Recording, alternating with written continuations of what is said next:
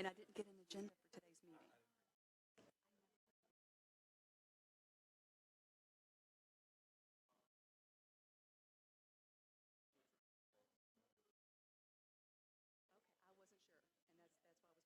was panicking yesterday, sending you all frantic messages. And I'm happy to help.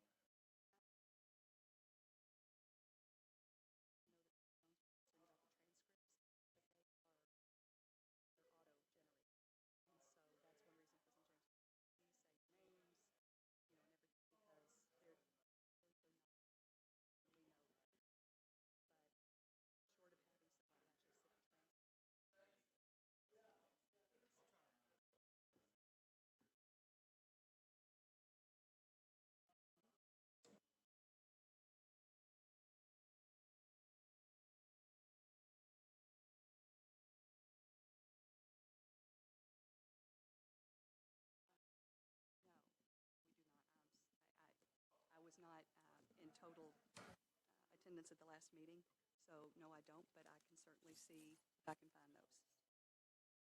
Yes. Perfect. How are you, sir? I was going to bring them around. But since you are here, Piagentini, now I'm not going to tell him that you don't remember his name. It'll break his heart. You mind taking him? Okay. Team effort.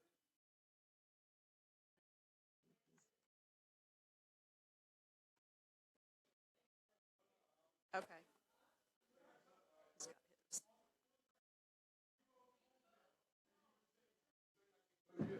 Hey, Regan, that's perfect. Thank you.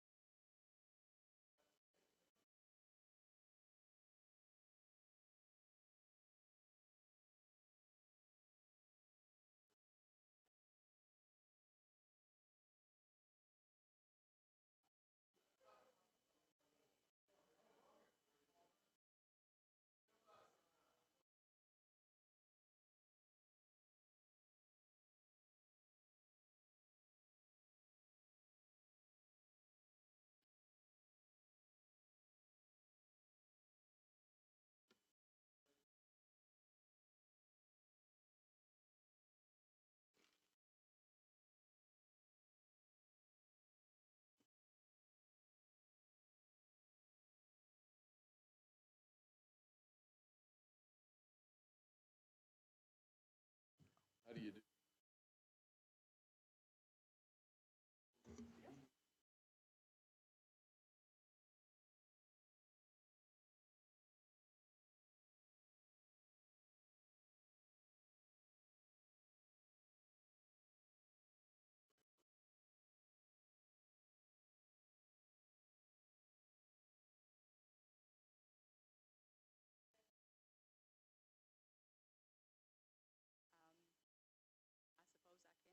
I suppose I can. Let me grab a pen, please.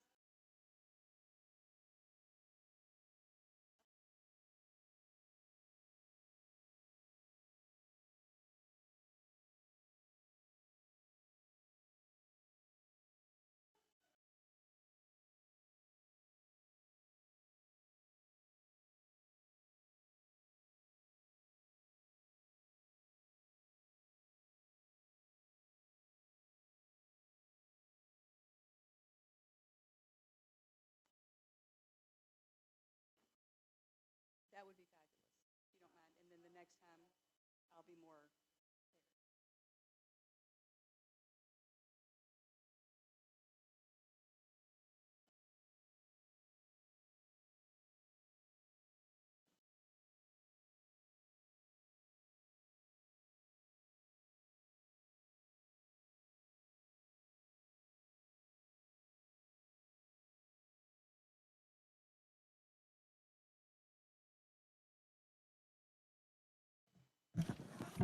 Okay, we'll call to order the October 14th meeting. We are going to take a roll call today because I anticipate that we might vote on a contract. So I guess we'll start off with taking roll. Mary Ann Butler, Here. David James, Here.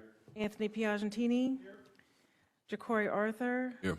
Julie Rocky Adams, Mike Nemus, Present. Gerald Neal, Ken Fleming, Present. Pamela Stevenson, Present. Bonnie Jung, Present. Sean, what is your last name, sir? Is he here? Spot. He's not here. He's not here, very good. Earl Jones, Scott Schoenberger, Present. and Shelby Somerville. Present. Mr. Chair, you have 12 present and a quorum. Okay, we have a quorum to conduct business. We will, just to let everybody know the order in which we're going to proceed today, we're going to hear from Mayor Abramson, some remarks about the history of merger and how it didn't pass and how it passed and what his understanding of that is. And then we're going to hear from Mr. Coombs, Mr. Paul Coombs, and his team, which we've asked to come today. Thank you for being here today. And then we very well may vote on a contract. There is a document that should have been in your area when you sat down to talk about the general scope, which I think Mr. Coombs will go into, and so will Mr. President James and Representative Fleming. And then I will remind everybody to get your committee preferences in because we intend to appoint everyone to a committee as we discussed last meeting. The co-chairman and I, and we'll announce that next month.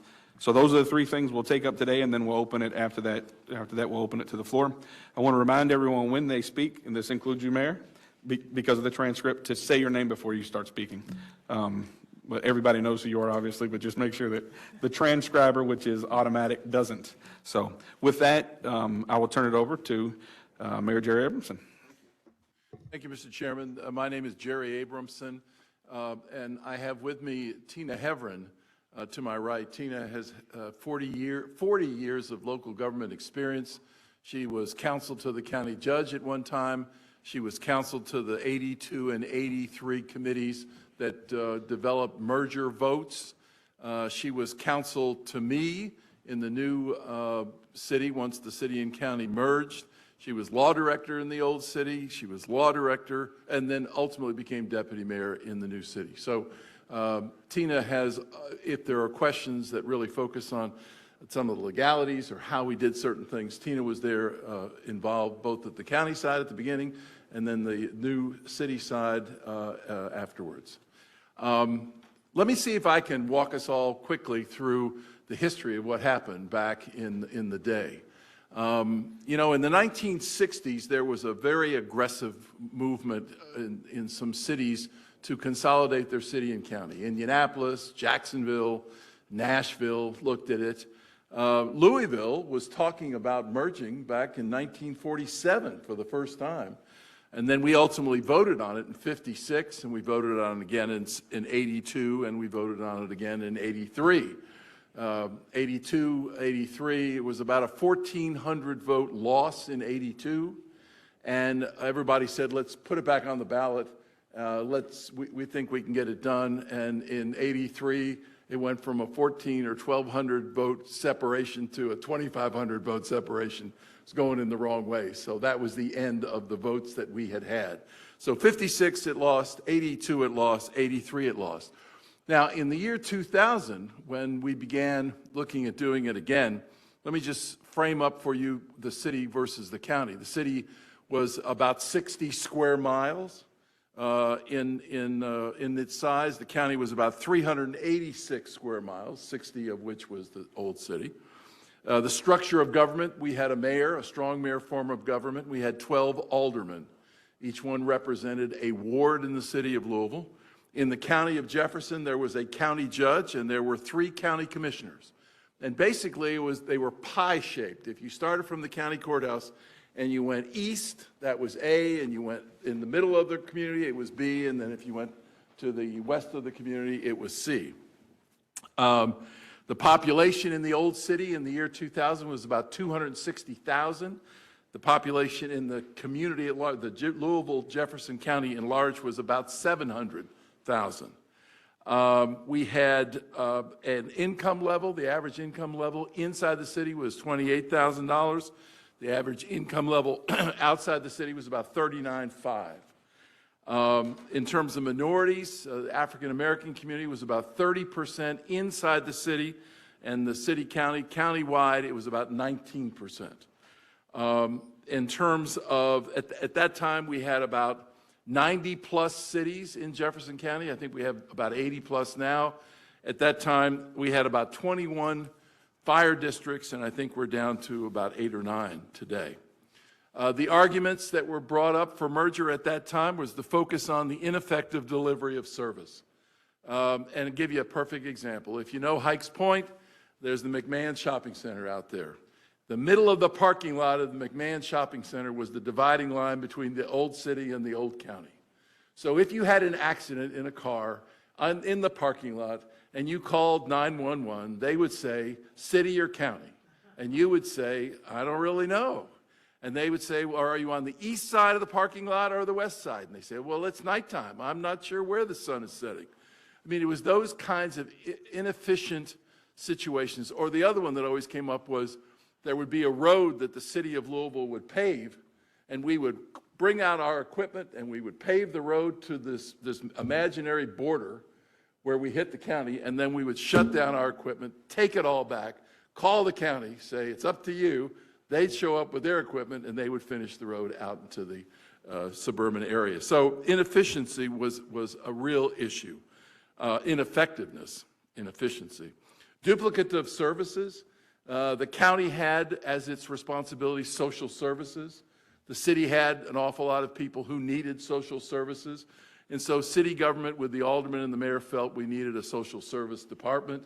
And we found, I could go through several of those kinds of situations where there were duplicative departments doing the same thing, creating I think, confusion.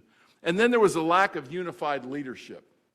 If I can take you back to that period around 2000, twice we had potential NBA teams looking at Louisville. And twice, in both situations, the city was on one side of being for an NBA team, the county was on the other side being for or against an NBA team. And each time, in talking with the owners of the team that were looking to relocate, one went to New Orleans, one went, I think, to Charlotte, they just simply said, the community gets their act together, let us know, we'll come back and look. But until then, you guys, you're not sure what's going on. And there was a lack of accountability in city and county government. Everything that went wrong as mayor, I blamed it on the county judge. And everything that went wrong as county judge, he blamed it on me, or she blamed it on me. And so nobody knew who was screwing up because everybody was pointing the finger across 6th Street back and forth as to what was the real deal. And then lack of accountability also, especially in the city and also in the county. The elections were held, follow me on this, if you were the first ward alderman of the city, 12 aldermen, in the primary election, you ran in the first ward. In the general election, you ran citywide. So what does that mean? Well, I'll give you a perfect example. There was a fellow in the first ward of the city of Louisville, which is basically where I live in Crescent Hill. His name was Bill Stansberry. He was a Democrat. He ran against a Republican for first ward alderman by the name of John Yarmouth. We've heard that name. John Yarmouth won the first ward popular vote, but lost citywide in the general election. So Yarmouth won the primary, only people in the first ward voted. Stansberry won the primary, only people in the first ward voted. But when it came time to vote in the general, you had to run citywide. So every person in the city got to vote for 12 aldermen, not just their own. So that was a real problem in terms of, and the same thing was in A district, B district, and C district. In the old county days, they ran in the primary, with their people that lived in A district, but in the general election, A, B, and C voted for A. And B, A, C voted for B. So you had people that were winning elections that their own neighborhood didn't want to be their representative. So all that was going on. Okay, so why did it fail? Why did it fail in 56, 82, and 83? Well, we decided that it failed because, number one, it was too specific. A couple of the times it said do away with all the suburban cities. Well, that wasn't going to make it. It was too specific. The second one was suburban mayors were very nervous about just exactly what those communities, how they would be treated. They were concerned. Labor unions. At the time, the city of Louisville had labor unions, and the county of Jefferson did not. That was ultimately changed prior to the 2000 election, but that was an issue as to why the 56, 82, and 83 failed. Everybody was worried about taxes. If they merge, the tax is going to go up. So people were voting in that regard. Race issue, there were 30% African Americans inside the city. There was 19% community-wide. That came into play. And Democrat versus Republican, because there were more Republicans outside the city than inside the city. And the concern was which political party was going to get the benefit if, in fact, there was a merger. So when we lost in 83, I said 56, 82, 83, the state legislature, led by a lot of folks out in southwest Jefferson County, got the right for our community to vote for merger ever again taken away from us. So a statute was passed saying, city and county of Jefferson, you can never vote on a merger of city and county government. So that was right after our final loss in 83. In 86, we got a new mayor, that was me, and we got a new county judge. And all of a sudden, people were saying, well, we need to do something. So we began, the county judge and I, met 20 times, Tina was there representing the county at the time, about what we could do that would be a hybrid.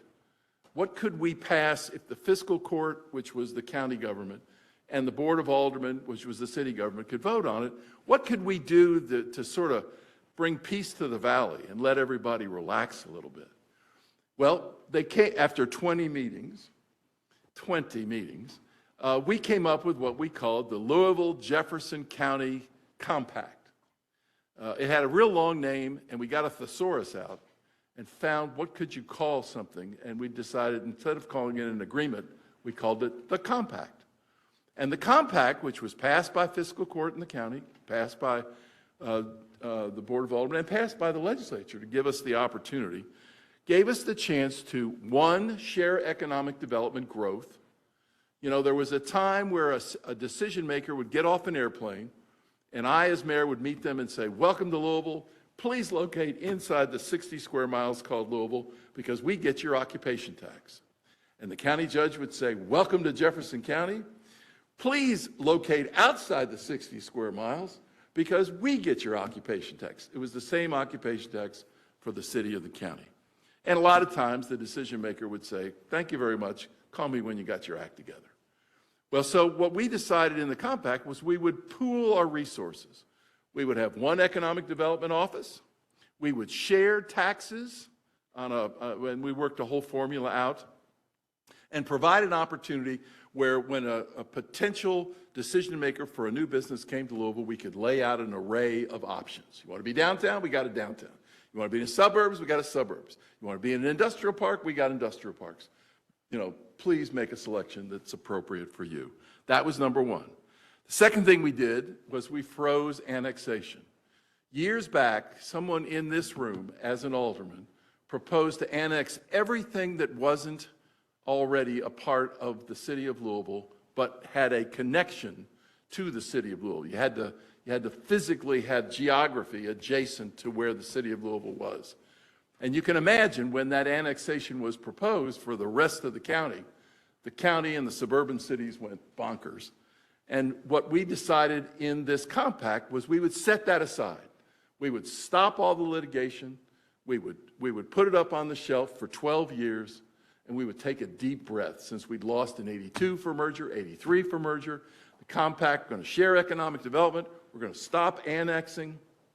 And then ultimately, we had a whole bunch of agencies that were called city-county agencies, like the zoo, or the Board of Health, or the library, or the air pollution control, or DES. We had all these agencies, and what they would do is they would whipsaw the county and the city during budget time. They'd come to us and say, well, the county gave us X number of dollars, so you got to match it 50-50. Or they'd come to the county and say, well, the city's going to give us X dollars for the Department of Emergency Services or for the air pollution control, and you got to do it. So nobody was watching these organizations, and they had significant budgets. So we said, let's divide them up. City, you take a group of them. The county, you take a group of them. You fund them 100%.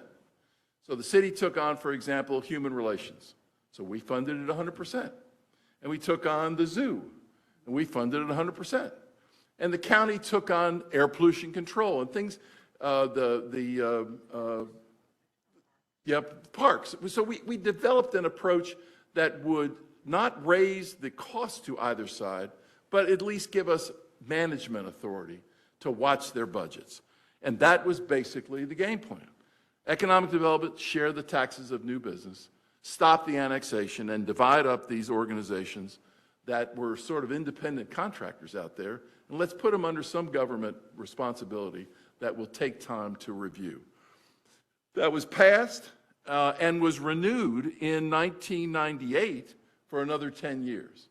So we did it for 12 years and renewed it in 1998. But the problem was that we still had the same issues. We had two CEOs of this community. You know, nobody knew who was speaking for the community. We had, especially when we went to Frankfurt, you know, the county was saying this, the city was saying this, and nobody really knew what the community wanted. And we also had staff fighting among themselves all the time. As you would imagine, when you have two CEOs, the mayor's staff was trying to one-up the county judge's staff, who speaks first at the ribbon cutting, who gets the biggest shovel after the groundbreaking. I mean, it was just a waste of time and energy. So, long and short of it was, the compact created an opportunity, but we still had lots and lots of problems. 1998, community said, let's try it again. So this time, Tina says to me, to go to Frankfurt and to ultimately get them to give us the right to vote, we need to get all the state legislators from Louisville and Jefferson County, all the state senators from Louisville and Jefferson County, all the county officials, that's the county clerk, the county, you name it, we had them, all the city officials, and I think we had 10 or 12 suburban mayors on this task force to develop what we wanted for the future of our hometown. And we met, you know, were we going to create a strong mayor form of government, a weak mayor form of government? Were we going to have a city manager? How many districts were we going to have? Who was going to pick the design of the districts? How many people should be in each district? So we went through all of those discussions. We had some pretty strong arguments, as you would expect. And ultimately, we came out with a game plan that we put on the ballot, thanks to the legislature then giving us the right to have the opportunity to vote. First thing we said is the only merger that was going to occur was the two executive branches and the two legislative branches. So there would the city of Louisville mayor and the county of Jefferson judge would merge, and the board of aldermen and the legislative fiscal court county commissioners would merge. Now, what about EMS? What about the police department? What about all these other things? And the answer was, we're going to put together 26, we didn't know at that time, but we're going to have a metro council, which ultimately turned out to be 26.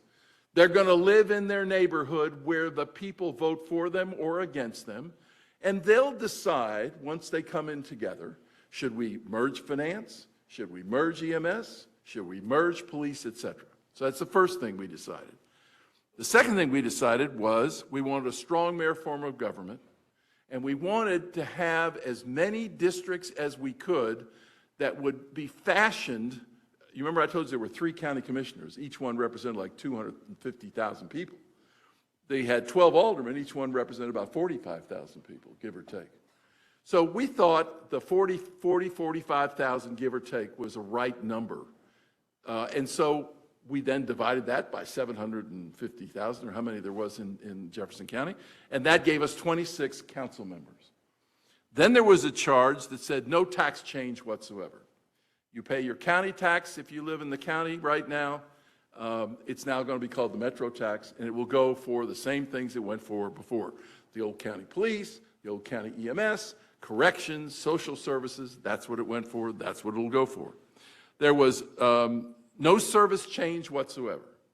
You want more services, you pay more taxes. You know, the first month I came in as the new mayor of the new city, I got calls from people all over the suburban area saying, well, we're a part of Louisville now, so when are you going to pick our garbage up? So we'll pick it up whenever you want to pick it up. Just get your people to vote for a taxing district and pay for the tax and pay more tax, and we'll be more than happy to pick up your garbage. So we had a lot of people that were confused, and we had to go back through that often. We left all 90 cities, I think there's only 80 some odd now, but we left all 90 cities alone and literally wrote in that said, you can't go out of business unless you want to go out of business.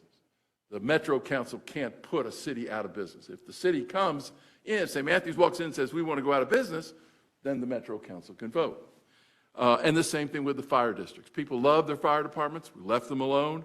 You had the urban fire department, and you had at that time about 21 fire districts, which I think have consolidated now into about 8 or 9.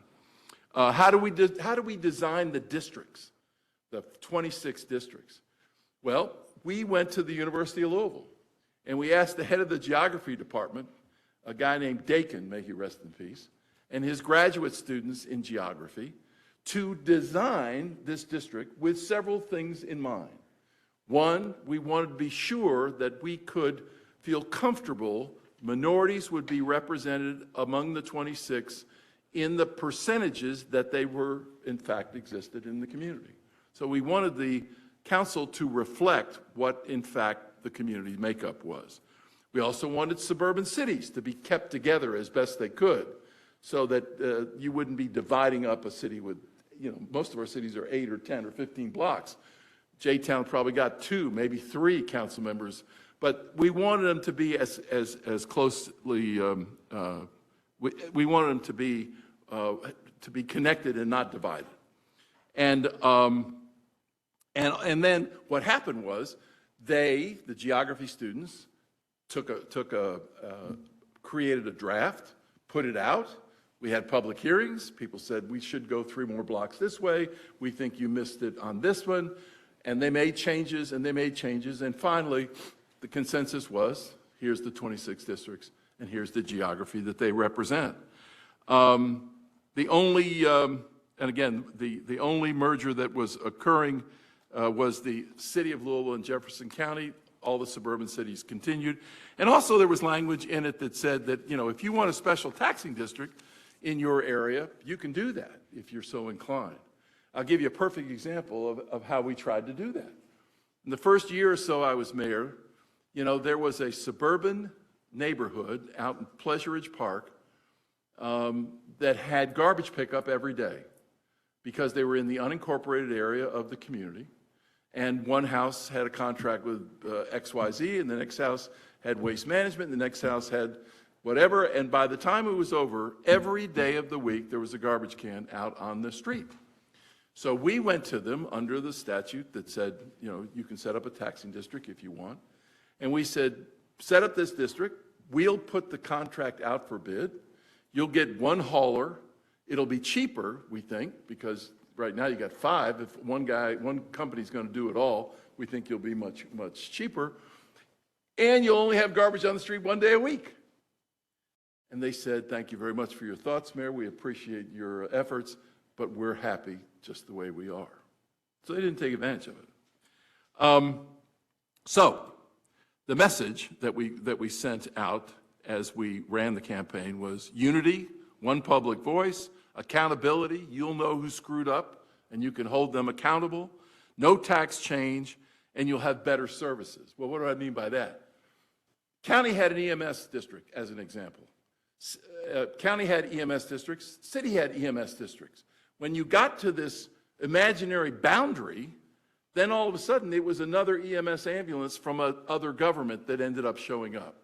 And so our argument was we will do away with the boundaries, and we will be able to position EMS community-wide so that at nighttime, they'll be more likely to be out into the suburbs where people are at night with their families. And at daytime, they would be more near the office buildings and industrial parks where, in fact, most people are working. Same thing with the police. We said, you know, we've got these artificial boundaries. And if we take the boundaries down, we'll be able, and in fact, we did put 100 more policemen on the street as a result of not needing as many colonels and generals and admirals and all those kinds of people, and we were able to get them into and onto the street. So we said, give us that opportunity. And the final thing that we said was we'll bring better services in a consolidated way using the West Nile virus. If you remember, the mosquito issue was a big issue back in that period of time. And in the city, we taught our solid waste management people and all of our public works people how to use these little pellets that they would carry in a little bag. So if they were out doing a job and they saw standing water, they threw the pellet into the standing water and it killed whatever larvae might be there. Well, and we said to the people in the county, you don't have anybody doing mosquito control. Let us take these folks and then teach your folks when the new merger comes about, and we'll have 150, 250 people trying to respond to this West Nile concern that was really an important issue. So we ran a campaign. It was a real campaign. We had phone banks. We had direct mail. We had, I made speeches all over the community. Mitch McConnell and I, County Judge Jackson and Mayor Armstrong, may he rest in peace, were the 4 co-chairs of running the campaign. McConnell had tried it, I guess he was county judge in '82, and had failed, and he very much wanted to be involved. So the 4 of us worked on it. Every living mayor, every living county judge in America, in Louisville, were for it. Every county judge, every living mayor. We also had opportunities to get as many people in the business community. They raised the money for us. We put a campaign together, both Democrats and Republicans, as you can imagine, with Senator McConnell and myself. And there we went. So we won. The vote was 54-46, both inside the city and outside the city, interestingly enough, 54-46. And so what happened in the first couple of years? Well, this is the conclusion, Mr. Chairman. I don't want you to get antsy on me. What happened the first couple of years? Well, with merging the mayor and the county judge, we saved $700,000 a year, just because we only had 1 executive office. We didn't have 2. We saved $800,000 a year in our banking, because we got a heck of a deal with a larger account from the competition among the banks. We saved $2 million a year on lease payments, because in the old days, the city didn't have any space left, so we were leasing. The county didn't have any office business left. They were leasing. When we put everything together, and we decreased our employees by 20% over time, didn't lay anybody off, we ended up saving the lease payments we no longer had to use. We saved $6 million on our vehicle purchasing and fleet management. We saved, we took Metro Call, which was available inside the city. It was called City Call when I started, and made it Metro Call so people could call 311 and be able to get assistance. We worked with the suburban fire departments. For the first time, the leadership of the suburban fire department met with us and the chief of the Old City Urban Fire Department and looked at ways to better comprehensively provide coverage throughout the community. For example, out in I think it was the Okolona Fire Department, there was concern that there had been flash flooding in some of the streams, and they needed, I wrote it down, what are they called? Swift boat recovery boats, whatever it was. Anyway, we put it in the budget, and we paid for that out of capital, and we put one out at Okolona, and we put one somewhere out in the center part, and then somewhere in the Far East to be able to have these swift boat facilities available. We got the highest rating this community's ever received from Moody's on Wall Street, based on the financial strength of putting the two together. We were able to put 100 more police officers on the street, which was at that time very, very well received, and I suspect would be today again. And there we went. So we rolled out the government, the image, the symbol of my administration in that first year of merger was the duck, because we wanted people to think we were just smoothly running right on top of that lake. But buddy, we were paddling like hell to keep everything afloat, and ultimately gave us the opportunity to bring the government to where it is today. So maybe it wasn't as short as it should have been, but I wanted to be sure you understood how things went. Thank you, Mayor. Anyone have any questions? Councilman Piagentini? Thank you, Councilman Piagentini, Metro Council District 19. Maybe not a question for the mayor, but maybe more of a statement of something we need to pull up, because I think one of the questions, I know we had talked about this in some of our original meetings, is what was the agreement on who was supposed to do what, right? Because now, I mean, there's still Metro Council members from the original council still on council. Right. So we've spoken to them. And some of the suburban mayors, Mayor Jung and others who remember and were part of those discussions going way back, right? But I will tell you my experience being somebody who didn't live here through it, in asking those questions, a lot of times I get conflicting answers. You know, some people remember it, oh no, you know, Metro was supposed to do X, Y, and Z, and then you'll speak to somebody else, well, oh no, that wasn't the agreement, it was this. So you mentioned, and I just want to be super clear about, I think, what you said, which was the broad brushstrokes of merger were very high level, and the detail of who was doing what was going to be done by that first council, the first 26. So it probably behooves us, there's got to be a series of ordinances. It was an ordinance. An ordinance, okay. Ordinance number one at the first meeting ever Okay. was the merger of everything. Okay, But let me answer your question with specific examples. please. You're exactly right. Things were evolving. And I'll give you two examples.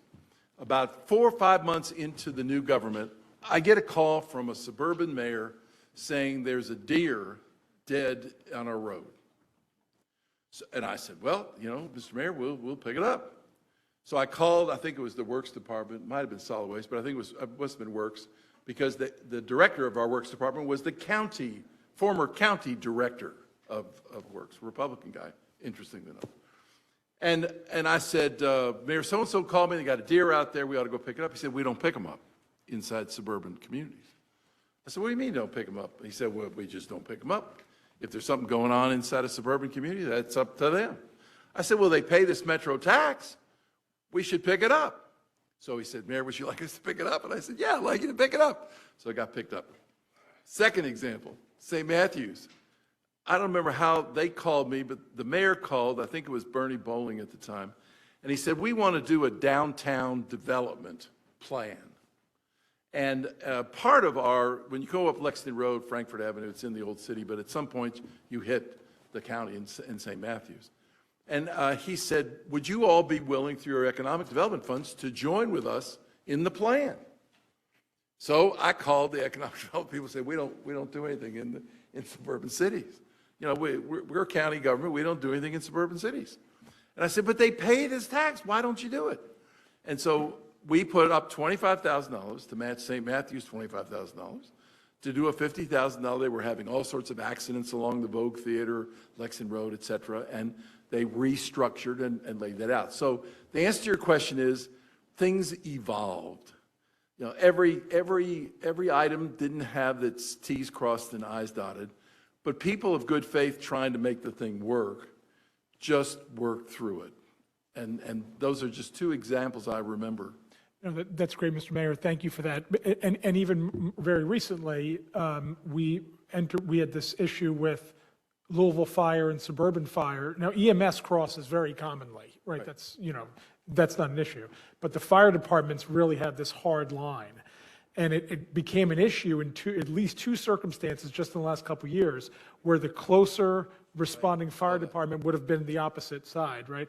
And we've just now created an agreement that now solves that, right? So to your point, even more evolution recently. But yeah, I think it'd be still interesting to go back to grab the original Ordinance 1. And then to your point, maybe even try to document some of those evolutions. Because again, I would say as somebody who represents some suburban cities, it has to this day been an issue of understanding of that evolution and where the line is Right. on who should be doing what. Because to be fair to Mayor Fisher, as an example here, I don't want to, get all over him and his administration for something that really it's understood the suburban city's doing and vice versa. So, but thank you. I really appreciate the context. We found that in the county, they had not invested as the city had in our park system, as an example. And so we really got aggressive. We built the new golf course pro shop at Ventnor, right outside of J-Town. We built one out at Long Run. We went out Dixie Highway to Sun Valley, which had a horrendous 9-hole golf course, and we added 9 holes. I remember going with a friend from Fairdale, and we were driving by, and there was a park that had 2 tennis courts, both nets were down. And I said to him, how long have those nets been down? He said, they've been down for months. And I said, if a net was down in Tyler Park, those nets would have been put up because people wouldn't have accepted it.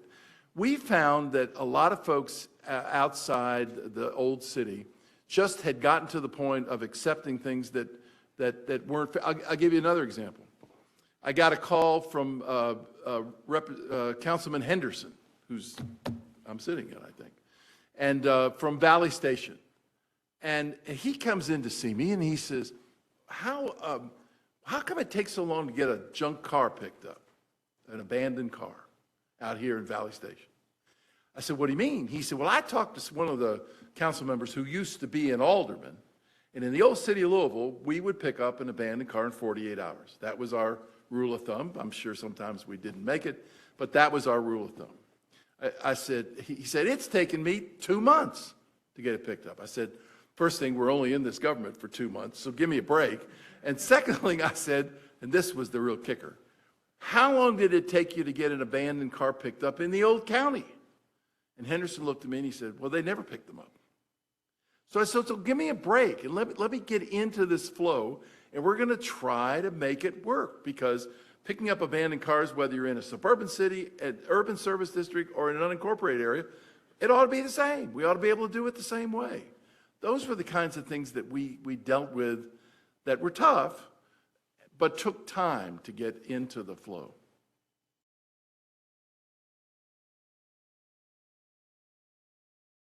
All right, thank you, Mayor. I think you said one thing that was, I'm sorry, I didn't see you. Ms. Butler. Thank you, Mary Ann Butler. Mayor, you talked about merging the city and the county, and back when it was city of Louisville, they used to get tons of CDBG dollars. County got some. When you merged, how did that change? And how did it change population-wise with the census and that sort of thing? Because that's what all those federal dollars are based on. Yeah, we had a big argument with the Census Bureau because we counted everybody that voted for or against me as a citizen. So if you lived in, Prospect, or you lived in J-Town, or you lived in St. Matthews, you voted for a council member and you voted for or against the mayor. So we thought they were all in our city. And that gave us a population of 750,000. And that gave us the 16th largest city in America. And that was one of the things we sold, that we'd be in the top 20 list when decision makers, business people were looking to locate. They wanted to be in a community that wasn't too large, but was still large enough to have a sophisticated, school system and arts community and athletics and universities, et cetera. And so the Census Bureau came in and said all the suburban cities are taken out of the new city of Louisville. And we argued vociferously, and we lost. So some of those larger cities, probably 3 or 4 of them, probably get a little bit of CDBG. We get what the county got and what the city got. But we were hopeful that we would be a community of 700 plus and be able to argue every time a grant came out that we would be in a situation to receive a larger amount of money. In fact, they rolled back, I don't know, maybe 100,000. I'm not sure what the numbers are right now, but in the suburban communities. But that was how that worked. Is that what you remember, Tina? Yeah. Thank you. Mary Ann Butler again. The other question is, you mentioned several cities that had mergers well before us, Nashville, Indianapolis, others. Do you know of any of those communities that still have suburban cities in them and/or are entertaining the thought of additional cities within their merged area? You know, Indianapolis is a unique situation. And I'll tell you how unique it was. The first year I was mayor, I set up a Leadership Louisville alumni luncheon where I would bring a mayor and he or she would speak about whatever the issue of the day was. And we did it for the first time, and we brought the mayor of Indianapolis. And I'm sitting with him at lunch, and we're talking before he speaks, and he tells me that we Indianapolis, he said, I love what you've done with the police department. I said, what do you mean? He said, we never merged our police department. I said, what do you mean? He said, the county sheriff handles the county policing, and the city police chief handles the city police. He said, I think I'm going to go back and try to change it. Now, this is 25 years later, which he did get changed, by the way. Indianapolis has about 10 or 12 cities. In fact, I looked it up because you had asked me if I knew of any. Cities like Speedway that has like 15,000 people. Cities like Lawrence, Indiana, which is in Marion County, which has 50,000 people. So there's about 10 or 12 of those cities, but they don't vote for the urban government mayor. They run their own thing, do their own, I think. No, you don't think so? No, I believe you. I think that's right. The answer to your question is, I don't know of any that have been created, suburban cities. If anything, they would, if you're doing it right, people would feel comfortable and you would say, I don't want to pay any more taxes. You know, in the old city of Louisville, we called them neighborhoods.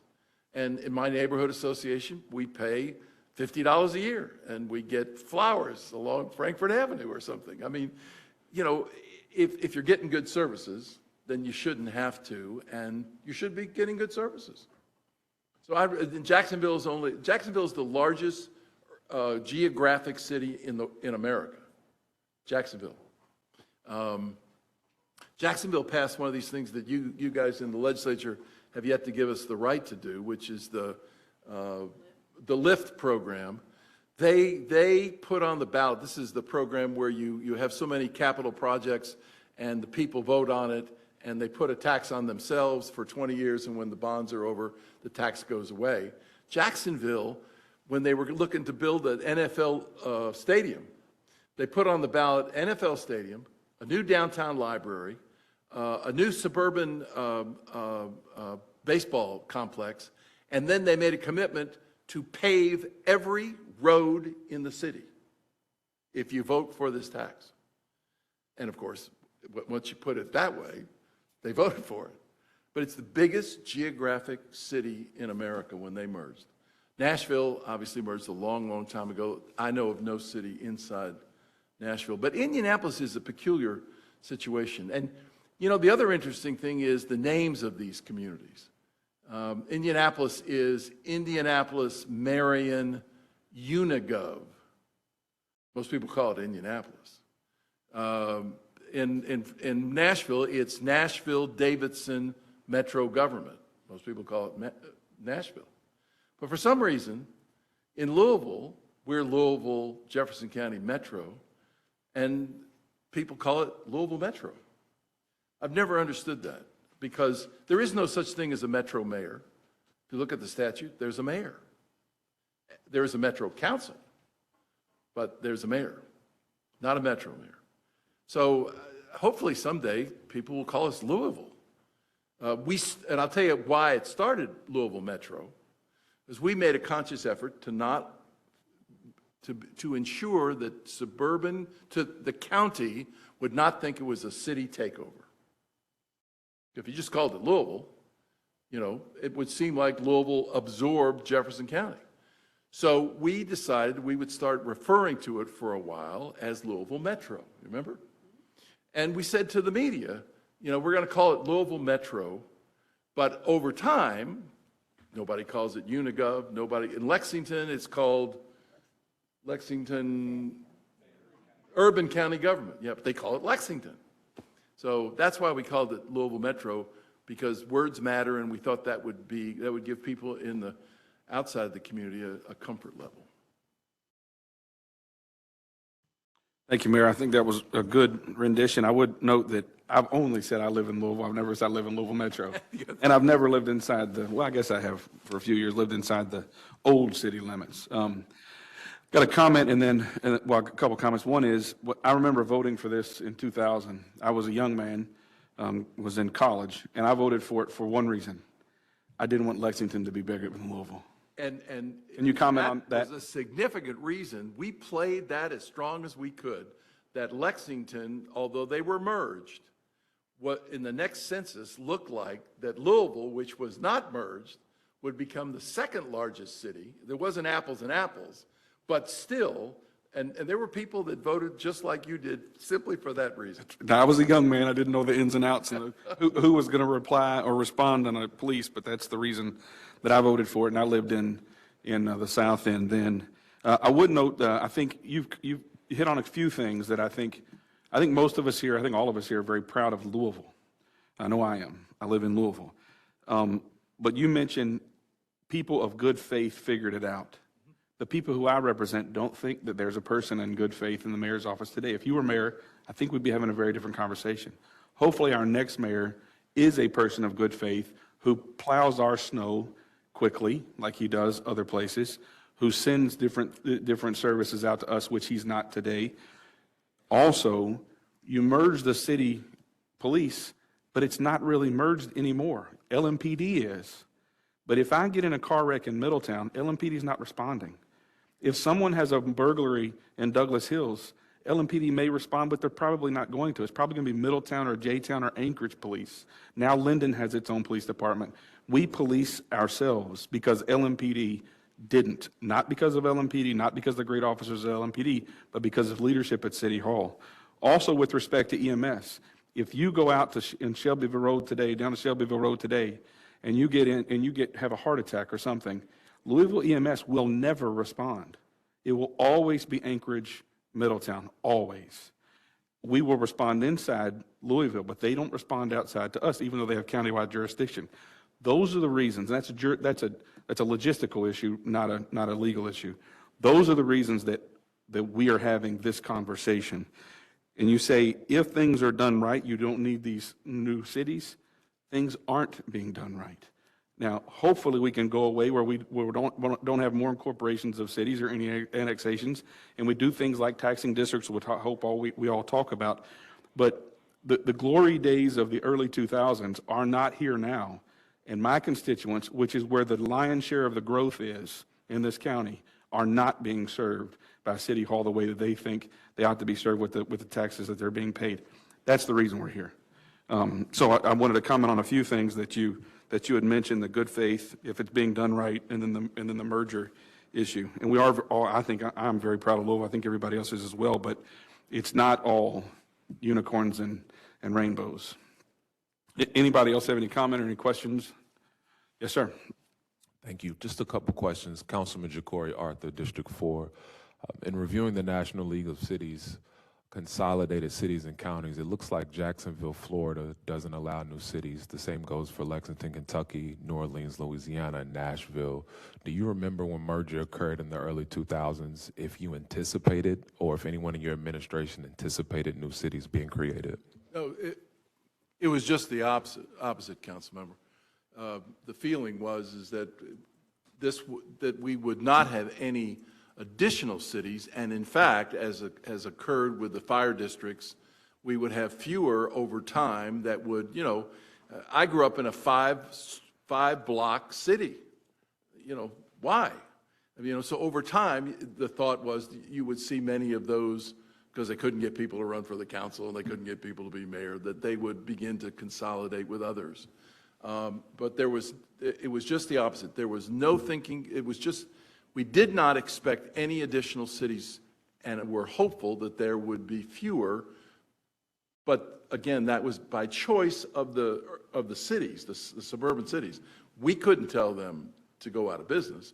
They had to make that decision themselves.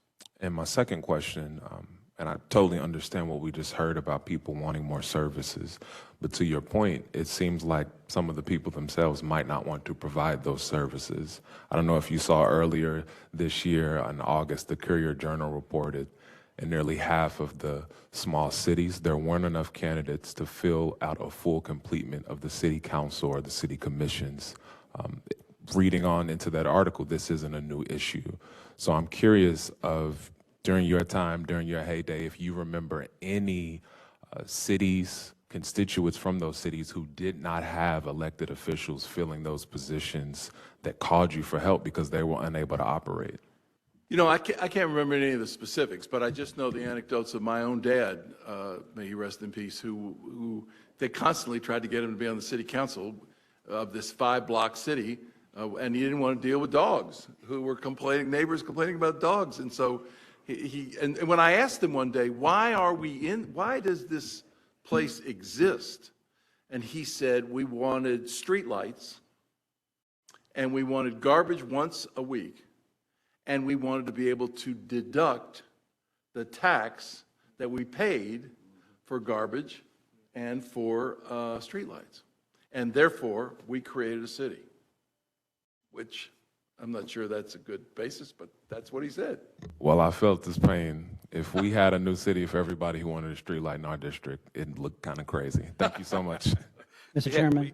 We have made it to where I think it's 6,000, maybe 7,500, I don't remember. So it can't be those small cities, those very small cities. Behind you. Yeah, Representative Fleming. Thank you. Beside the mayor and Senator Adams, I think we're the only people here in this room, or at the beginning, if I recall. And just to let you know, Councilman, that's always been the case. I was a suburban city mayor as well as a council, a commissioner, and there's always been a struggle to fill that out, going back to early 90s, if not 80s, to try to fill those things out. So that's always been there. I understand you're coming from, but that's always been there. The other thing, when we're going through the merger in the first 6 months, there were a lot of growing pains. We tried to combine 5,000 ordinances, which is not an easy task to go through that process. But we were, and I, like the mayor said, I supported, like the chairman, I supported that because I felt that there needed to have a unified approach in terms of economic development in order to help citizens throughout the county. And I think this has come to fruition in terms of we need to look at what is our ROI. Are we fulfilling what was promised some time ago, right or wrong, what it is? I think we just got to go through that diligence and so forth. And you're right. I think the mayor said something about ineffective delivery services, and that's probably true in both the city and county. And so the hope was there to try to go and balance that out and so forth. So I appreciate the historical perspective of the mayor and give us a good idea of what's going on. I know there's a lot of documentations out there that's available. But I'm hopefully that whatever the data shows, where we go through, that we're going to come in a much better position in order to propel Louisville, because I'm a supporter of Louisville. I love Louisville. I've been raised here and want to make sure that we're the best we can be and hopefully get in the top 10 and not just a 16 or where we are now. I hope we get in a better position. So I just wanted to just make those quick comments. But I appreciate the mayor sticking with us through those years. Mayor for life, I know that, but then again, I think the mayor did a good job, in trying to coalesce a lot of things, and we may agree to disagree on things, but that's fine, that's part of it. But I think I do appreciate his service and what he did, so thank you, Mayor, very much, Mayor. Thank you. Mayor, thank you. Bonnie Jung from Douglas Hills. Councilman Arthur, let me clarify a little bit about some small cities that the article said may not have folks running. A lot of times in these small areas, they wait until after the filing deadline, and then the governor has 30 days to appoint the council and a mayor of any city. And this has just recently happened with Hillview. Hillview had been, didn't have a mayor, didn't have a council for about 5 years. they had some folks that got together, and it was over trash. And so they contacted the governor, and the governor has appointed a mayor and 6 members to be on the Hillview Council. So they are a council again. Some of the smaller ones, like I said, they either wait for the governor to, or they don't want to pay the $50 filing fee, and you know that's absolutely true. So, but the other thing about this commission is we may find out that there might be some cities that want to annex and want to join another city or something of that nature, you know? And so I'm looking forward to whatever we can do. I would have loved it if a deer had been hit in Douglas Hills and Metro or Louisville would have come to get it. And I think a lot what you're finding is smaller cities feel like that they're still providing those out your front door services. I also want to thank you because you were president of the Jefferson County League of Cities at one time. So appreciate all that you did and all that you helped to get this started. Thank you. Earl Jones here. Well, one observation I would make after hearing this history and some of the other comments is that, of course, the legislation actually sets up the possibility for Louisville losing its position, I think now is number 29 on the census tract, to becoming possibly number 50.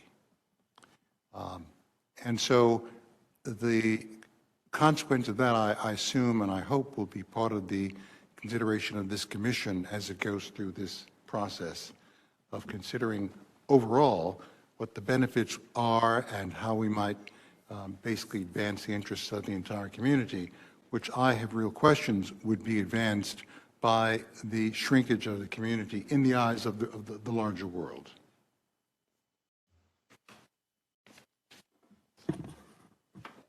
Senator. Senator Nemes, Mayor, I think that that was Holly Villa, now at Hillview. Yeah, okay. And Councilman Arthur, I think you hit on a good point that it is hard to run a city and to get people to, as candidates, and to serve. There's many cities throughout the state that are going defunct, and we're going to do away with their being able to be a city.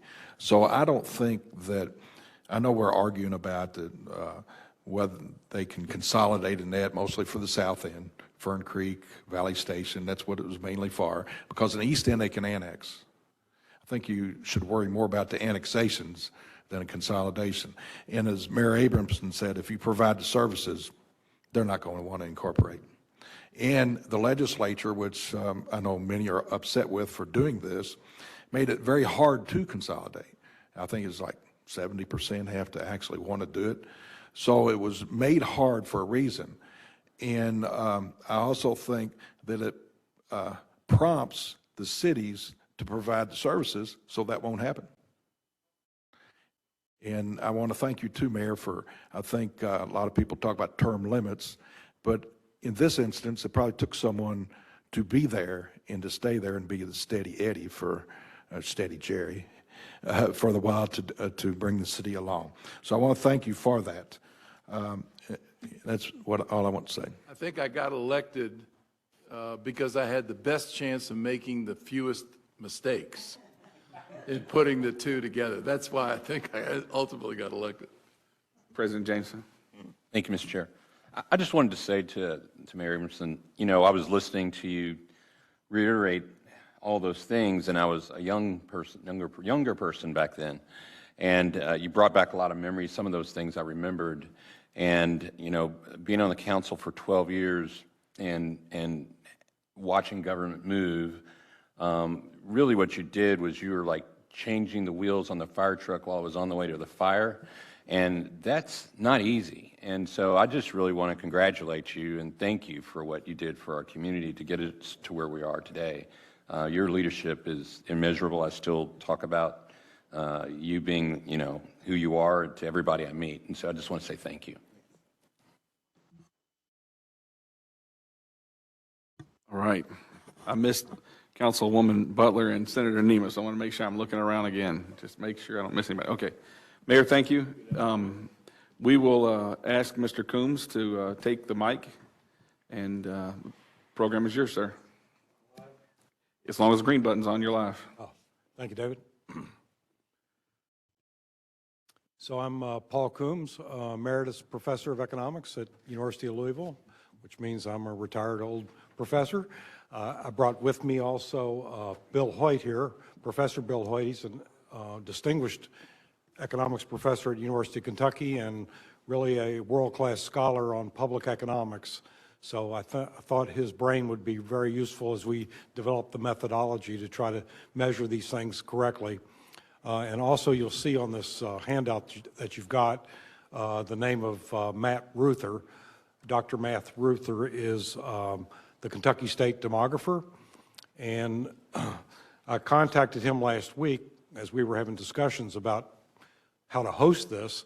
I thought it would be ideal to have this hosted at University of Louisville as opposed to retired Coombs's office because you might want to update this in a few years. It needs an institutional long-term home. Bill and UK offered to do it, but I think it would be better to have it at U of L here since it is our community. And Matt agreed to that. He was very excited to participate. So those are the three names at the top there. We'll come back and if Bill wants to say something when I finish. Like everybody else, I enjoyed all of Jerry's war stories. It brought back a lot of memories. Actually, he asked me 20-something years ago to help the city do the revenue forecast with Jane Driscoll and Daniel Frock, and I did that for many years, and that helped me learn the budget and the revenue sources. So I'm pretty up to speed on the details of the city's budget. And the other project that I've been involved with that you might remember, there's a sort of a rule of thumb out there that Jefferson County only gets back 50 cents of the dollar that it sends to Frankfurt. That was me. I did that study about 30 years ago and updated it twice, and it's true, actually.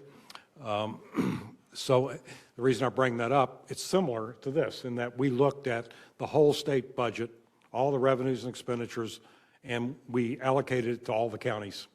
And of course, Jefferson County is the engine of the state.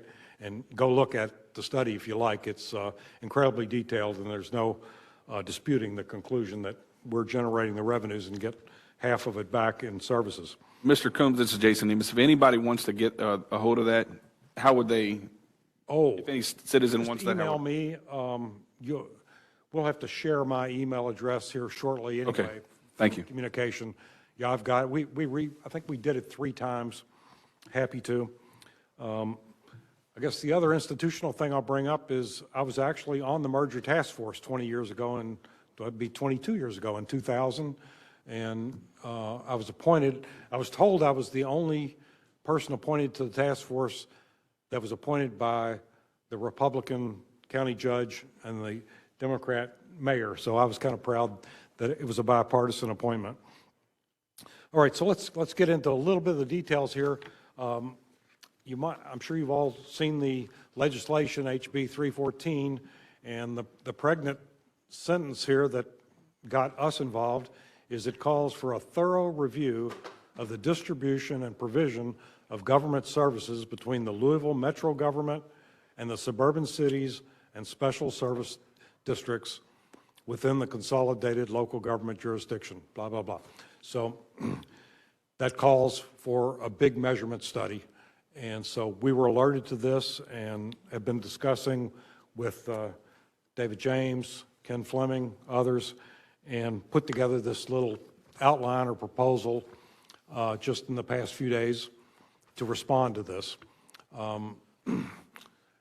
We have no need to get into the weeds here. I'll just give you a couple examples, starting with taxes.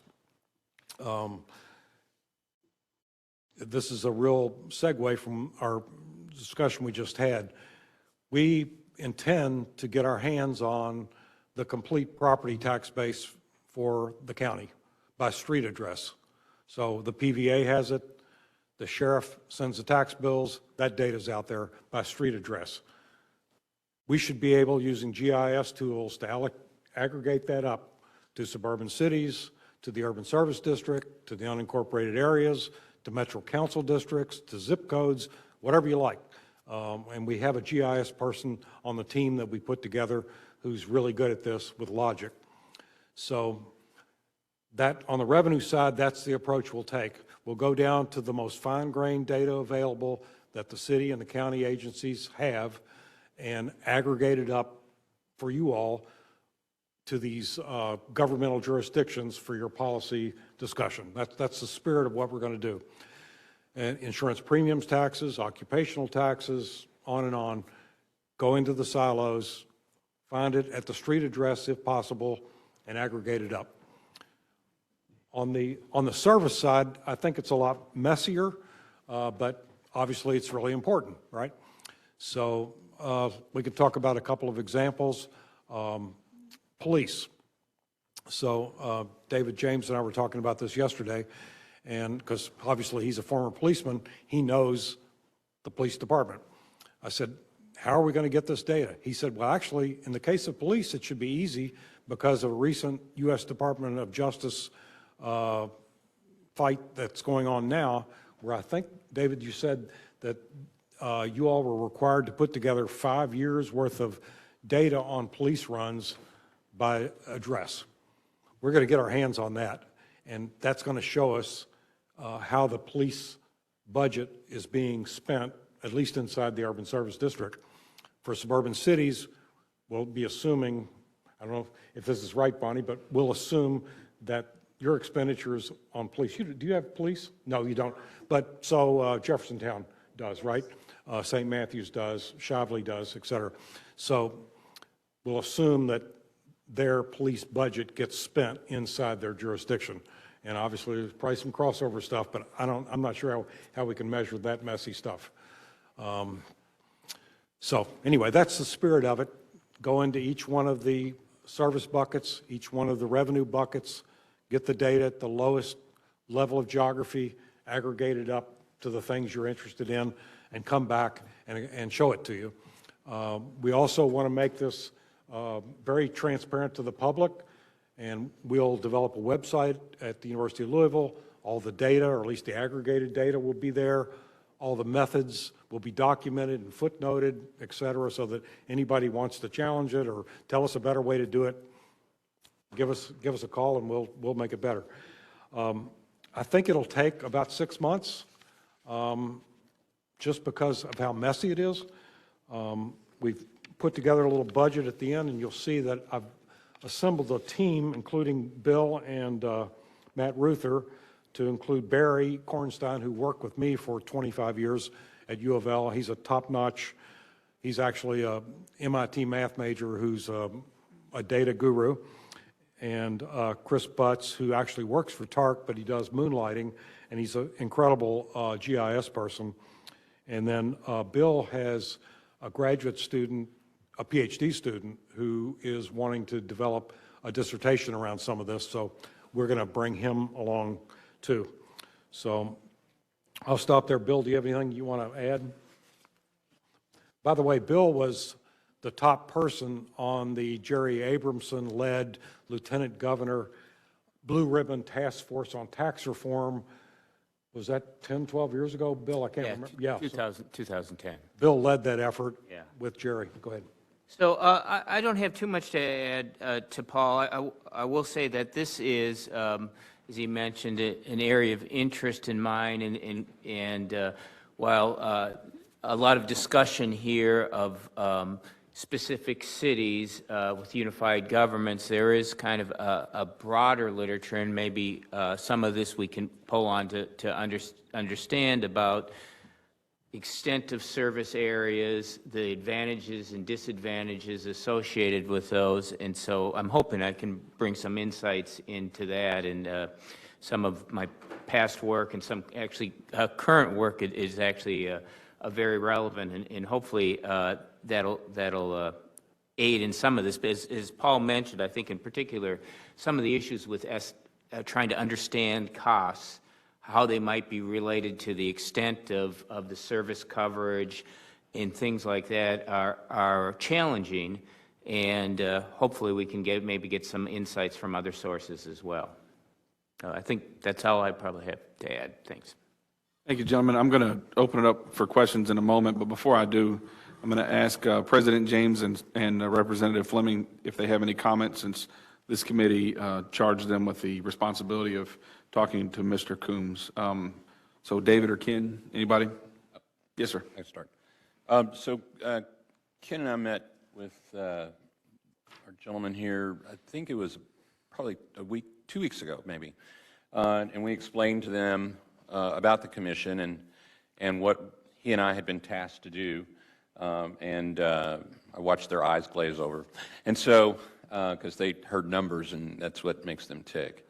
But we really talked about how we could get the data that we don't have anywhere else and put it all in one place, and how we can have that to be in the most transparent way available so that anybody and everybody could see it and understand it. We also wanted to make sure that when I talk to both Bill and Paul, I always have to tell them that, tell that to me in David language, and so which means not the mathematician language. And so we both said that we wanted it to be so that anybody and everybody could understand what it is that the information and the data that we want to look at. And so I support this proposal. I think it would help us tremendously. It would help our county to know what we're talking about. And thank you. Representative Fleming. Thank you, and don't sell your short, David. You're a smart guy. So this is Ken Fleming, State Representative. If you ever looked at the Blue Ribbon report that he put together, Bill put together, which I have from cover to cover, it's very comprehensive, very thorough, and I'm very, very impressed. So between Bill and Paul, which I'm familiar with a lot of Paul's documents, I think we'll get a really good product coming out of this that will put us in a better position for us to move forward. They both know, and I think David would concur with this, that during this time frame of 6 months, they might come to us with different additional questions or concerns or thoughts or direction. And even though there's a not to succeed amount in there, I think we understand the gravity of the situation, but to be very conscious of, what additional costs, if there are any at all, will come to this committee and we can discuss it and go forward with it. But like David, I support this, and I think we'll get a good product out of these two gentlemen and their team. All right, Councilman Piagentini, and then Councilman Arthur, and then I'll open the floor even further. Thank you. First of all, gentlemen, thank you very much. I'm very much in support of this proposal. Can't wait to see your work.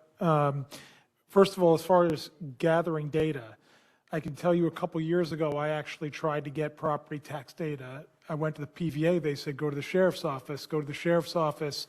It was like pulling teeth. So my point in saying that, I finally got property tax data by zip code on a CD because there was no other way to transmit the data for some reason.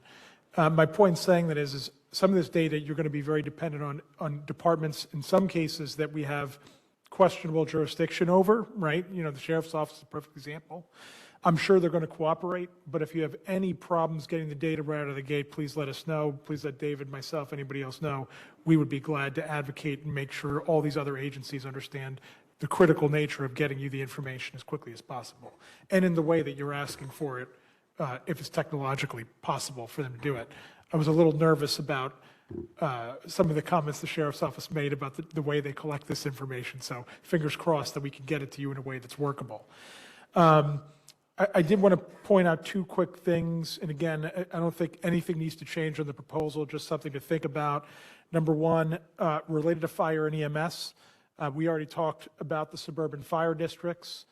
My point in bringing that up is both when you're calculating service usage for fire and EMS, again, for fire, it's going to be much more clean in that it's actually very, very rare that it's not unprecedented, it's just extremely rare that suburban fire crosses into the urban services fire and Louisville fire crosses into suburban fire.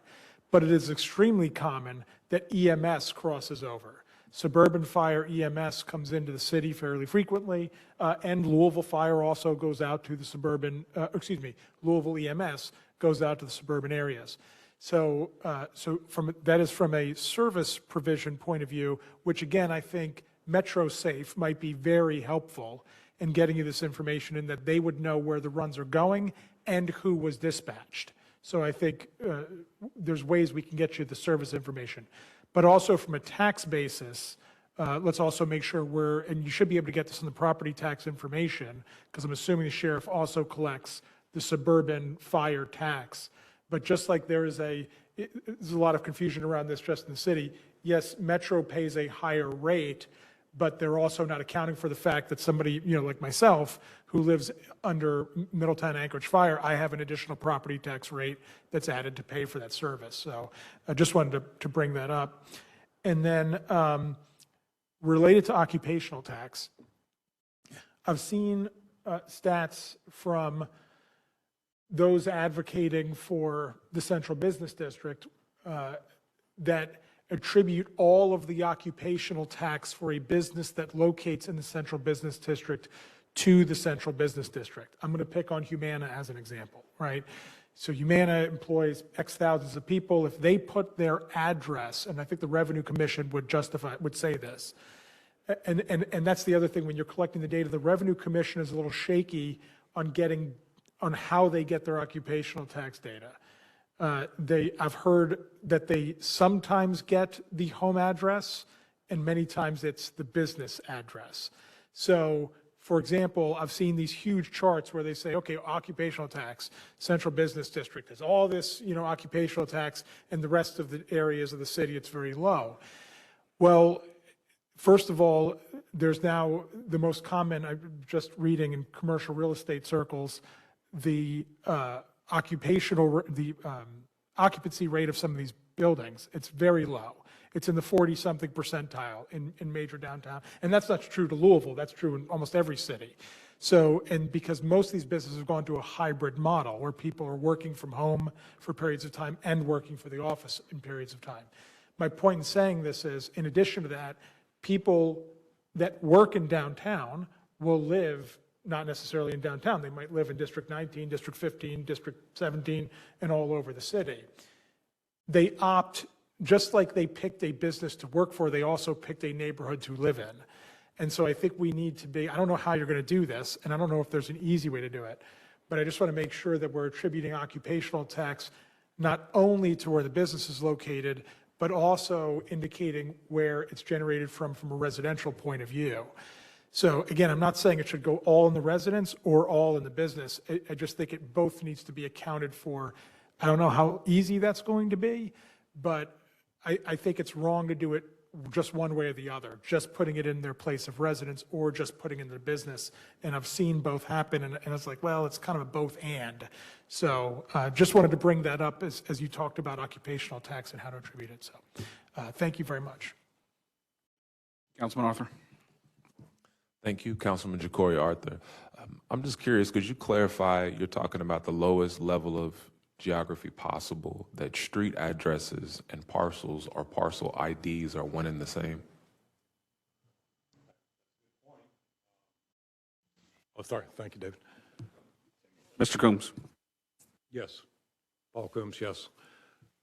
So your question is, when you get into the property tax data, there's a parcel ID, and that may not be the same as a household or a taxpayer? Well, I'm just curious, will there be a discrepancy when you look at street addresses versus the parcel IDs? Because I know parcels would be the lowest level of geography, but would those be different? That's a good example of how messy this is going to be to account for that. I mean, ideally, we want to know at the household level for residential taxes where that street address and how much taxes are coming from that so we can aggregate it up. But I haven't thought through the issue of parcel IDs. I'm familiar with it. I know that's the way the sheriff records it all, but I haven't thought through how we'll deal with it. Yeah. Understood. My second question is around going further on geography. Depending on the funding source, local, state, federal, we could have different reporting requirements, whether that's a neighborhood, a zip code, a council district, and so forth. So I'm just curious about any pre-existing data that Metro has. do you anticipate taking that information and then trying to consolidate it down to that street address or that parcel if we already have it, or would that be impossible? Let me see if I follow you.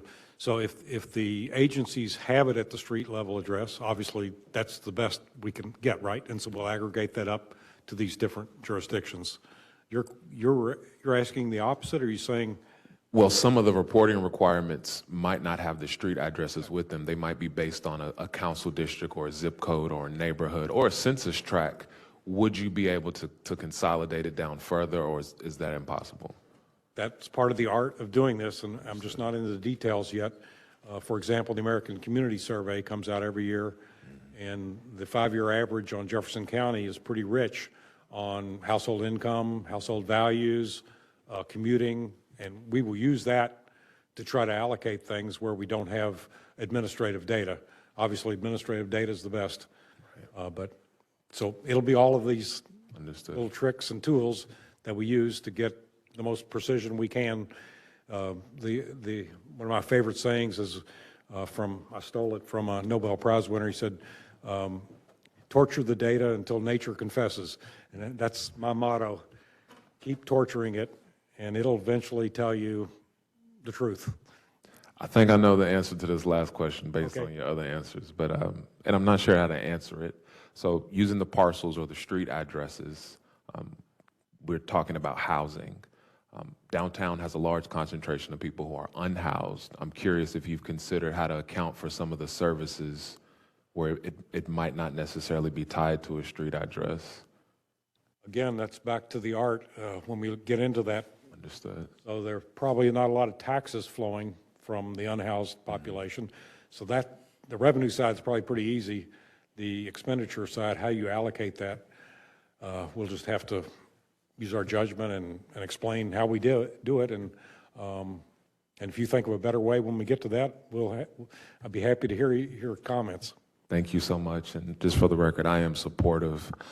Councilman Piagentini and I go back and forth a lot about capital and investment and the way that services are distributed. So I'm real interested to see this data broken down to the smallest level. So thank you. Yeah. Co-Chair Jones. Mr. Bonnie Jung, I think I mentioned that just before we started about Parks and Recreation, and I might be a little confused on this. The USD, like I have 2 parks and a swimming pool in my city. There's no metro funding has been used or other than a discretionary fund from my Metro Council folks. So I think when you find the parks in those cities, it's kind of like what the mayor said about picking up a deer in a suburban city. I don't think that any of these cities, that I could be wrong, and I will help you research that, if any of these cities are receiving any dollars other than maybe through a discretionary fund or a grant. That's a possibility too, but I just don't want that to get skewed as to, you know, where money is being spent. I'll be happy. Jefferson County League of Cities, and we talked about Kentucky League of Cities, will be able to help you with a lot of data concerning anything dealing with cities in Jefferson County. So this is Coombs again.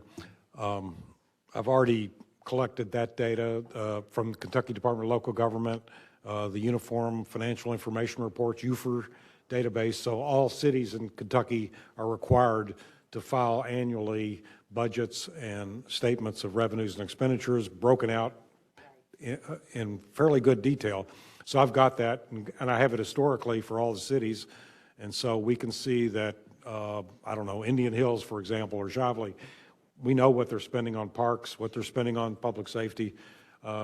That's going to be the easiest part of it. I won't say it's 100% accurate. I've seen problems with it, but we're definitely going to start there because it's so rich. So the suburban cities and the urban service district revenues and expenditures are fairly clean place to start. Try to make it easy on you. I appreciate that. This is going to be messier than our state study. I can tell. Yeah, Earl Jones here. I would like if you all could just walk us through what would this report look like? Your proposal here is full of information about data collection and how you'll report the data out. So are we going to be seeing something that's basically a series of numbers and data? What's the text around it? What's the story or the narrative that accompanies it, if indeed there will be anything like that? I ask this question particularly because of Mr. Hoyt's discussion about experience with looking at data like this in other cities. I was curious what that would mean and how that might be relevant here. I think I understand your question. So the way I see this developing is we'll go at the lowest level, et cetera, and do things by category and then ultimately add across all those categories for all the revenue items and all the expenditure items, and then play back to you how much the suburban cities are spending on these categories, how much revenues are getting in these categories, the urban service district, how much revenue is it getting in these categories. So at the end, it'll be aggregated to the geographic levels I think you're most interested in, which is the urban service district, the suburban cities, and the unincorporated areas. I think that's where the tension is, right? And so, but between now and then, we have to go into all the silos and then add it up and show it to you. There would be a lot of maps involved, by the way. That's a lot easier to look at than a table of numbers. I think the best thing to do is come back to you in a few months when we're really deep into it and we've got a lot of results, and then start thinking jointly the best way to present it and show it to the public. I'm sure you have good ideas. Mr. Hoyt? Yeah, I would say, in sort of reference to how you might display in things, as Paul says, I think that's kind of a sensible way in the aggregate. And one approach, of course, in these studies is we are going to have disaggregated data. Obviously, we're not reporting anything at the street level or anything, but disaggregated by cities, for example, and different districts. My guess is that to make it sort of comprehensible, we don't want to have all of your 82, what number we have on 82 cities, but we could well imagine our analysis is going to require us to actually look at that and have aggregation for the most part. And so in terms of actual document, I can imagine an appendix that might be lengthy that has that kind of information to look at more detail, say geographically, as well as disaggregating by type of expense, by type of tax. And so, but I think that would be very difficult for as David James said, I can't quite remember how you quoted how it was supposed to be presented to you, but to make it sort of comprehensible, right, and be able to make some general statements on it. Representative Stevenson. Hi, this is Representative Stevenson, and I heard you say you were going to be looking at the taxes and what services were provided by the taxes.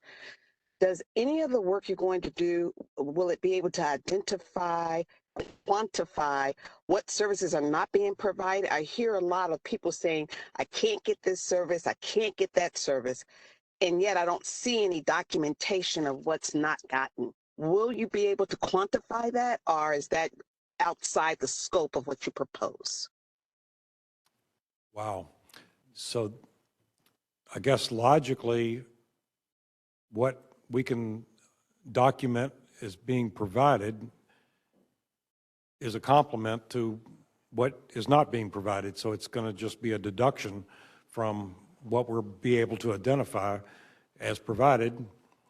So maybe in the narrative at the end, we can summarize those sorts of things that say the unincorporated areas of the county don't have X, Y, and Z. So sure, that's way down the road. I understand. So if you give us a number, if you tell us what's being provided, how will we have the context of whether or not that's 100% of what's needed versus it's not enough? Wow. Good question. I think these are the kind of discussions we'll have when we get everything loaded up that we can understand and present, and then help you all think through all of that. So this has never been done in Louisville, so we're just That's going why to have to. That's why Kentucky's going straight to the top, because we do the hard things. So thank you so much. Thank you, Representative. Councilman Arthur and then Representative Fleming. Councilman Ja'Cory Arthur, hopefully it saves you some time. Louisville is the third city in the country to go through the Parks for All program, where we have a lot of intense data around parks and recreation. An example, just to respond to something I heard earlier, there are 30 public parks that haven't had any capital investment in the past 2 decades. So it has some data that's already existing that I'm hoping you're able to use and work with to help with what you got going on. Thank you. Representative Fleming. Thank you, Mr. Chairman. Ken Fleming. What I'm envisioning, Paul and Bill, and Paul mentioned GIS, and obviously that's a lot of my background. What I would like to see, if it's possible, to, when you go through, present the data, to have a map, a heat map, or to show any type of change detections over the, if you do it over the years, which might be difficult, but just have some type of a visualization of where things lie by polygons to show us what's going on in terms of, well, I think you understand what I'm getting at. So I think it'd be very, very helpful for a lot of us, and I think Earl mentioned, about what kind of format we're going to see. You got a lot of numbers and charts and so forth, and that's good. And of course, I relish in that. But I think I'm also visual.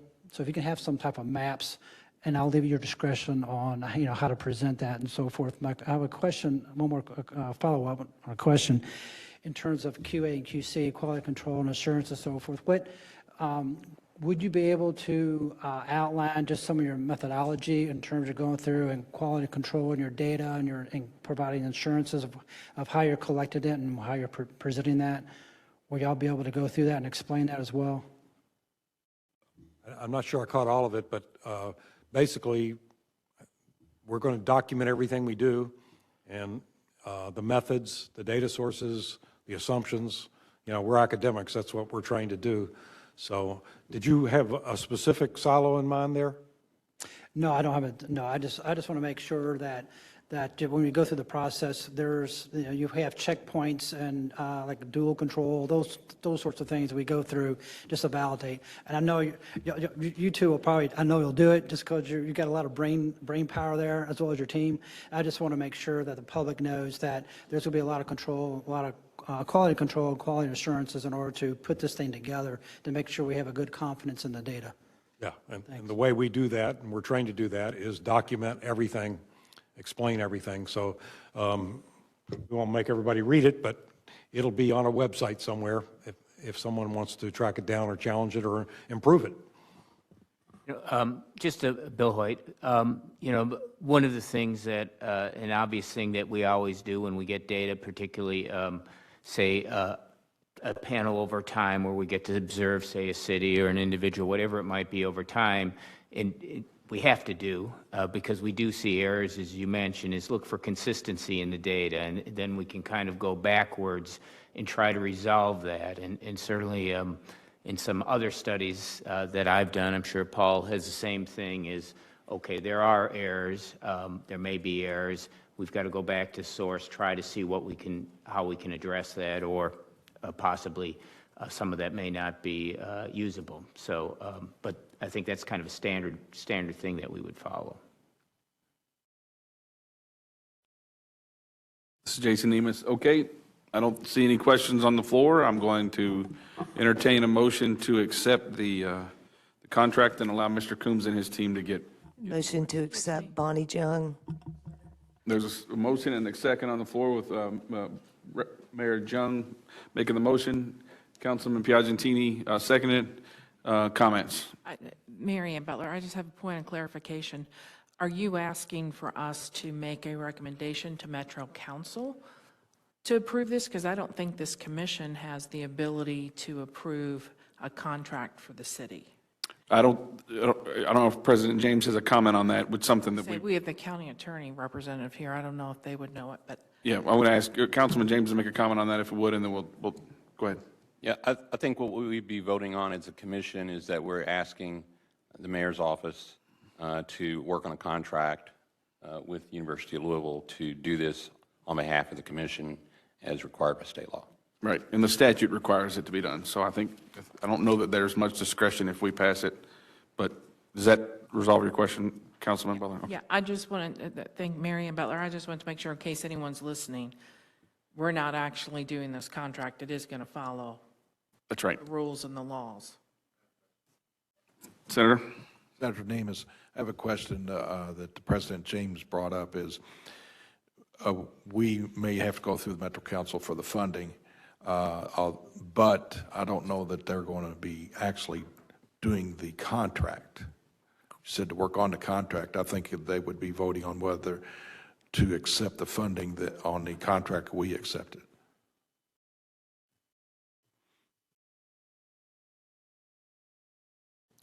Councilman Ja'Cory Arthur, and I'm curious, I assume maybe President James can speak to this, if we've already identified the funding source, or if the mayor's office has already identified that funding source. They have money. I was about to say, we can make an adjustment to their budget if necessary.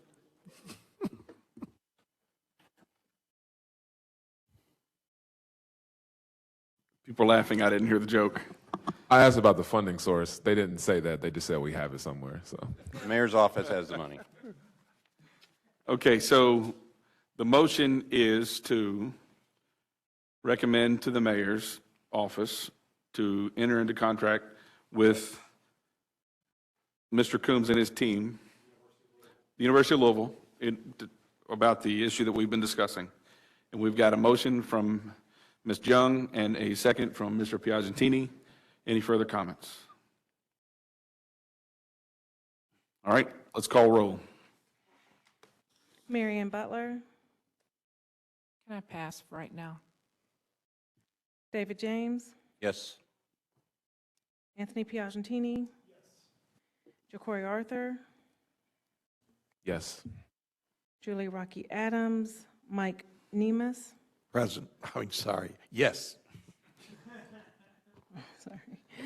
Gerald Neal, Jason Nemeth, Yes. Ken Fleming, Yes. Pamela Stevenson, Pass. Bonnie Jung, Yes. Sean Driesbach. Thank you. Earl Jones. Yes. Scott Schoenberger, Yes. Shelby Somerville, Yes.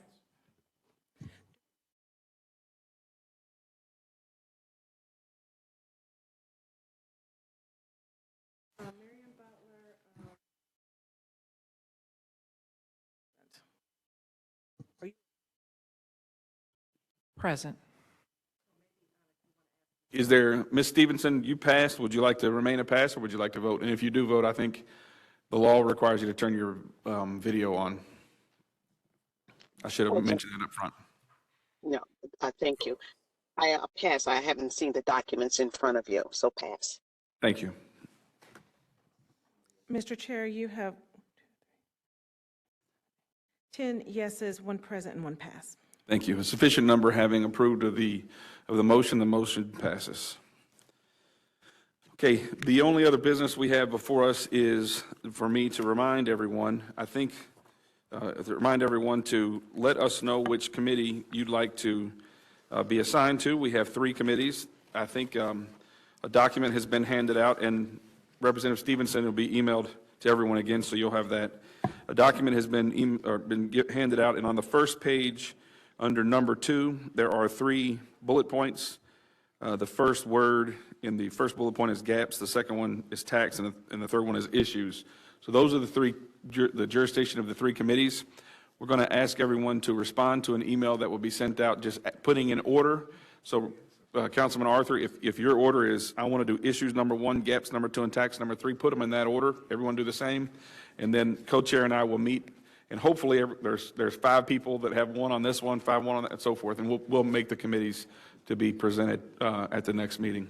Other than that, there's no business to take care of. Anyone have any comments? We're adjourned. No motion on adjournment. Chair's discretion.